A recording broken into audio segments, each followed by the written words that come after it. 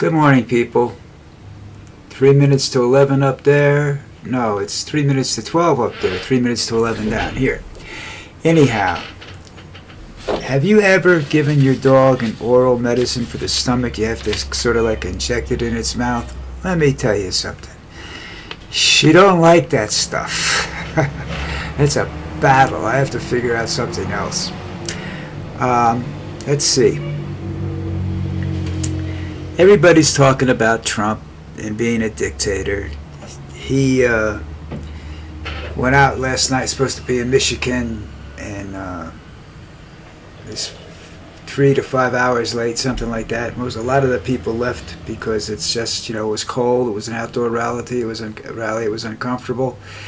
He didn't care. He was in New York partying with, he was someplace partying with Joe Rogan. That's his deal, He does not care about you people. And that's something that I think, a lot of politicians are like that, where rallies are concerned. They'll go where they think they can get the most votes, and they will ignore the places that, aren't that supportive of them. But Trump is very much like that. He truly has disdain for his supporters. He doesn't care about them. You're only good as, what did you do for me lately kind of deal, you know what I mean? And the fact that these people are loyal to him is just amazing. And I even said it in the article I read about when I was reading about this story. He doesn't have any, he doesn't care, And this is the part that I try to explain to people that people don't believe, especially the people that are Trump followers. He doesn't care about you. Well, he doesn't have to care about me. He has to care about the country. He doesn't care about the country. He only cares about those things that personally affect him or can personally do him some good. Okay? If they benefit him, he's all for it. If they don't, he's out. Like in 2020, the governor of Washington State had these wildfires going on and asked for federal aid. And Trump just put it off until forever, really. 5 months later, after Biden got elected, they got their federal assistance for these wildfires that they had. And this isn't California or New York, someplace that's means a lot. It did mean a lot to him, and he didn't care. The state wasn't valued. He was not going to get elected. He was already gone. They weren't going to help him change the election results. So they were done. Utah, 97 days. Governor Herbert waited, and then he had because he didn't. He affirmed Biden as president after the election, and that got him no help for his problems. Maryland Governor Hogan supported the impeachment, and just didn't get any help either. I don't have the amount of time down here, but he was, and Hogan was a Republican, and so was Herbert of Utah. These are people that sat around and supported the election, which is what they were supposed to do. It's a federal election. They supported it. They didn't think anything was done wrong. You have to believe in the conspiracy theories and whatnot, to say something was wrong there, and there wasn't anything proven. I forget. I gave you the number of cases the other day that have been, which were looked at by judges and Republicans and Democrats, and nothing was ever said or done because nothing was there. Okay, that's just Trump.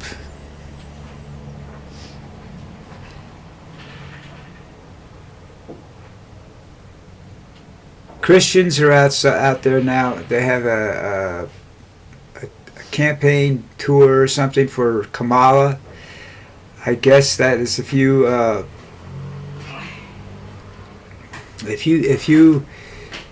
feel that's a way to go, that's fine. She doesn't bring her religion into it too much. She brings her nationality. Judaism is more like a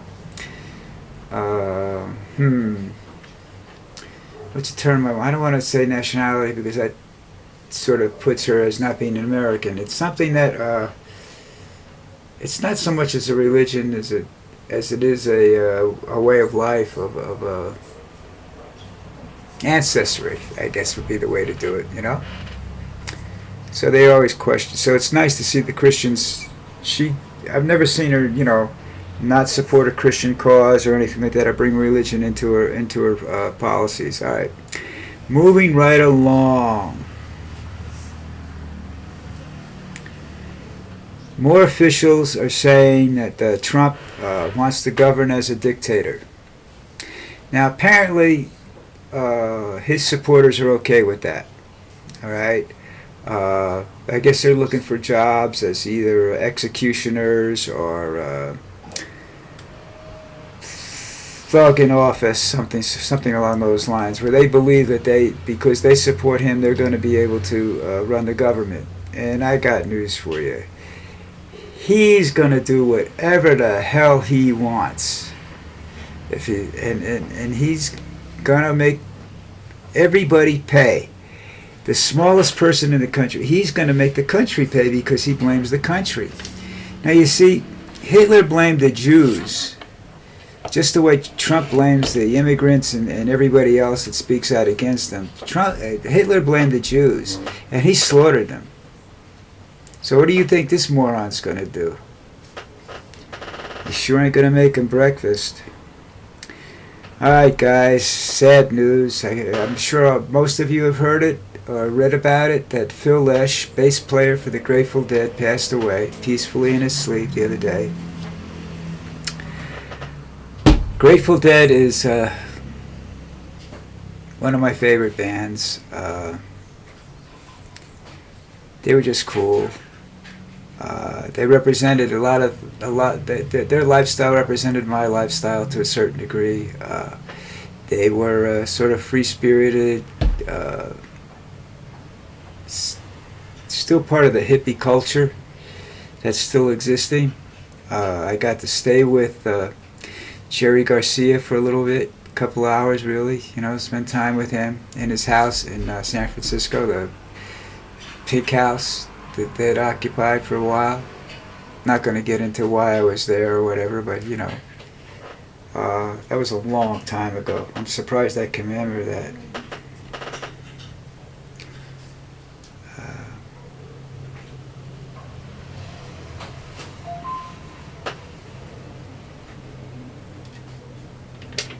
And more people are getting pissed off at Trump for whatever reasons. I don't know, Hey, you can pick a reason, because anything you despise, he probably likes. It's kind of a very strange. It's a very strange relationship. I see no matter what happens, some very tough times ahead for the United States in terms of politicians being able to govern. I don't think there are enough of the whack jobs to really shut everything down the way they want to, but you never know, This is a very strange thing, as the Grateful Dead would say, it's a strange trip we're on.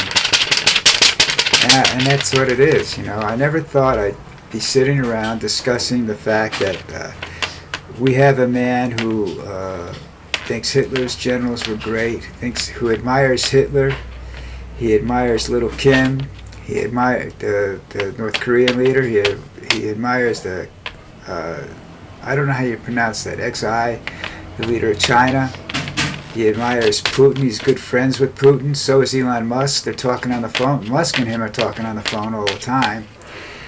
And I believe that those conversations that Trump had something to do with the documents and what he's going to do.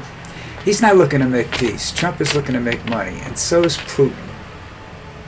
Okay, Putin needs financing to keep the war going. Putin's dead in the water, and everybody else in the world knows that. But if this election can seriously affect Putin's ability to govern in Russia as well, and they are influencing it, and they're trying to fix it, and the Chinese are trying to help out. Everybody's trying to help out because we're the lone free superpower. We're the lone democratic run superpower in the world. We're one of the few countries. There's a couple maybe. Well, let me put it to you this way. I believe we're the only country that can stand up to North Korea, China, and Russia. And those three countries would rather have to fight each other than fight us. So we'll have to wait and see what happens there. I just don't. It depends on the election. You know, that there's a lot at stake at this, and not many people really realize that. You know.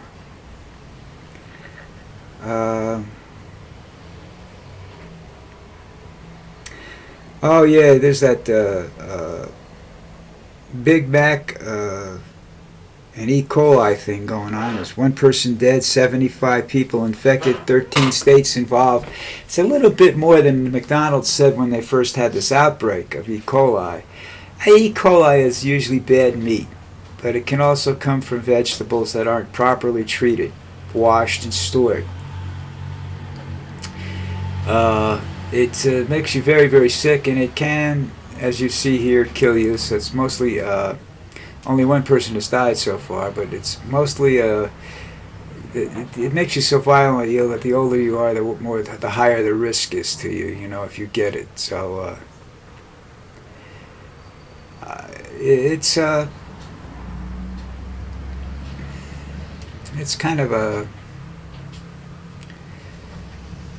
I don't know. It comes from they say they spray them. They end up spraying watering the crops with bad water, contaminated water, or something like that. I really don't know. I'm not a scientist. I do know that this is not a good thing. I don't think you can pass it from person to person. I think you have to actually eat the food. And the reason you don't get an epidemic is because people don't eat vegetables. But it does show up in the meat. I think it's easier to detect in the meat than it is on the vegetables, you know. Like, you know, those automatic sprayers in the supermarket, those misters that you see over the vegetables to help the vegetables stay damp and look a little crisp and look like they're okay. That can really, they're not a good idea. When you get your vegetables home, one of the things you should do is wash them and then throw the bags out. Don't ever put them back in the same plastic bag or whatever. You know, wash them and keep your refrigerator pretty clean, and then you don't have to worry too much about it, you know. It's one of those diseases or things that the simplest of precautions will prevent it from happening, you know. But you have to really look at it that way. So what else is going on? I guess that's I just, you know, I look at the people that how he played politics at the end of his last term that he was in there and denied people their FEMA or whatever, another aid for disaster relief, you know. And I look at that and I say, you know, he uses anything he can to make you do what he wants you to do. You know, and now, if he becomes president, the ability to stand up to him is going to become much more difficult. Okay, because he's going to have power and he's going to use it viciously. If you're lucky, if it's only 4 years, or 2 years before he dies or gets shot, or if they do actually impeach, the Republicans do actually impeach him.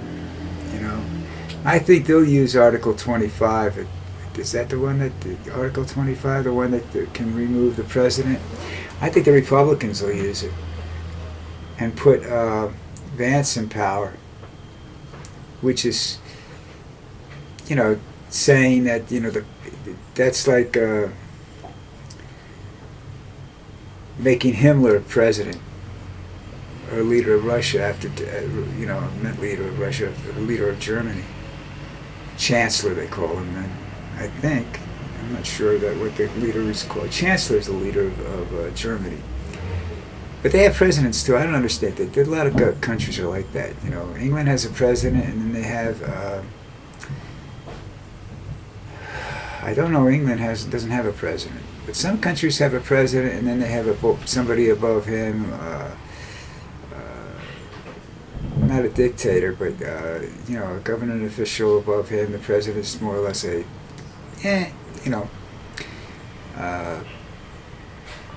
gets to talk for people that, but there's actually other people behind the government.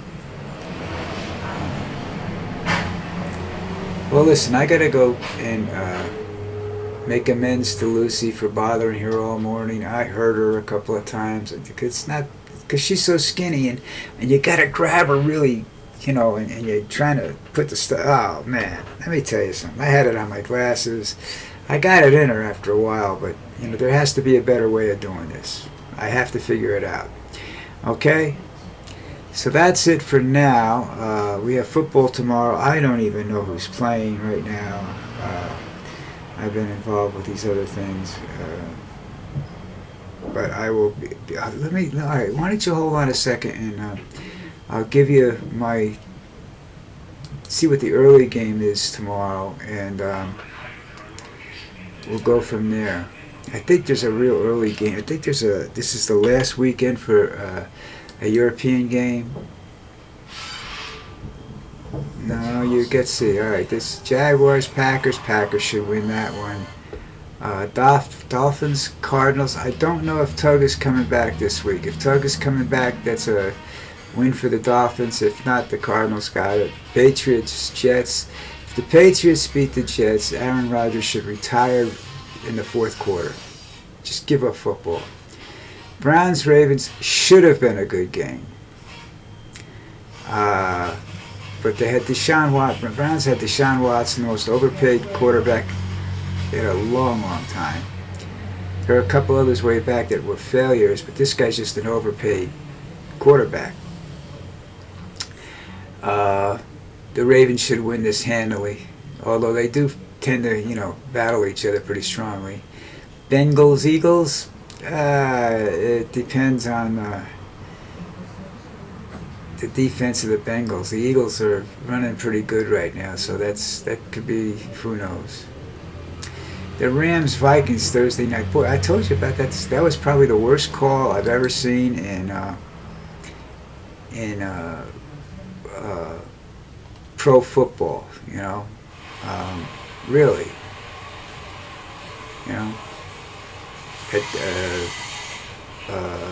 No call was really. You have the Lions and the Titans tomorrow. Should have been a good game, but the Titans aren't anything. They lost more than Henry. They lost a few other things. Big game.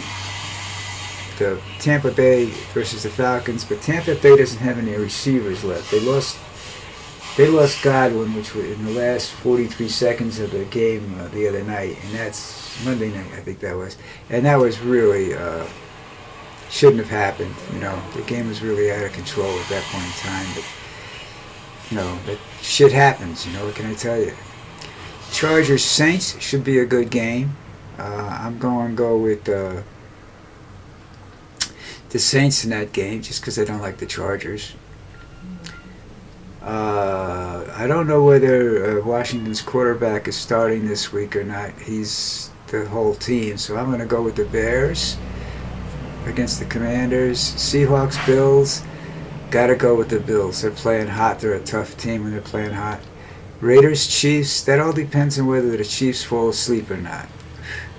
The Chiefs fall asleep, the Raiders can beat them. If not, the Raiders are going to have a hard, long day. You got the Broncos and the Panthers. I'm not sure which way that goes. I forget, is it the Jaguars or the Panthers that have the better team? Anyhow, I'm going to go with Denver in that game. 49ers, Cowboys tomorrow night. I'm going to go with the 49ers just because I like the 49ers. I think they're getting, what's his name back, the running back, so that might help them a little bit. And Steelers, Giants, well, I guess the Giants will show up, but that's about all they're going to do. They'll be there, but that's about it. Okay, that's it for me. So I'll talk to you tomorrow sometime or another in the morning. Have a good day.